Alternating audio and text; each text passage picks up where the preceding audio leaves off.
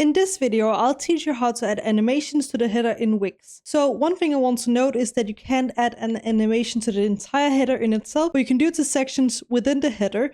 So to do that, go ahead and mark a section within the header. So right now we can see I marked the header because there's this orange box up here where it says header. But if I click one more time, you can see that it says strip down here. So that means that currently the strip is marked because we have this orange border around the strip. So to add an animation to this, you can go here and click on this symbol here, which add a background scroll effect. And now you have two different options to choose from, the fade in and fade out option.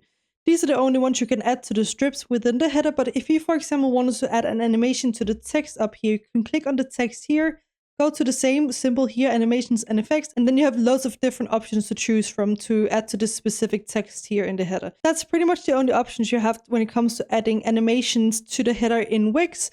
But I still hope you found this tutorial helpful. Please let me know if you have any other questions in the comment section below, and I'll try my best to help you out. Thank you for watching.